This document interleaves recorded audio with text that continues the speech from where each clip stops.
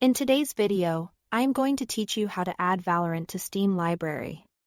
First, make sure your Steam client is running. Having it open and signed in is important because we're going to add a shortcut directly into your existing library. If Steam isn't open, go ahead and launch it now and let it fully load. Next, we'll use Steam's built-in option for non-Steam titles. Look to the top of the Steam window for the Games menu. Open that menu.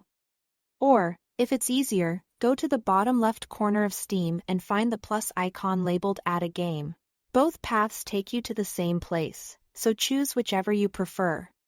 From there, select Add a non-Steam game to my library. This opens a window listing programs Steam can detect on your computer.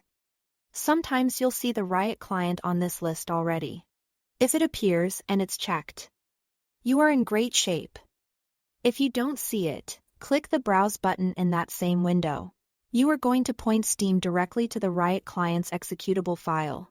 The default location is typically C drive, Riot Games, Riot Client. Riot Client Services.exe. If you installed Riot or Valorant on a different drive, navigate to that drive's Riot Games folder instead. Take a moment to confirm you've selected Riot Client Services.exe. Specifically, it's the service that launches the Riot client, which in turn launches Valorant. If you choose something else by mistake, Steam won't know how to start the client properly. Once you've highlighted Riot Client Services.exe, confirm your selection. Back in the Add a Game window, make sure the entry you added is checked. Then click Add Selected Programs. Steam will place the Riot client entry into your library right away. You'll notice it shows up like any other game shortcut, ready to be launched from Steam.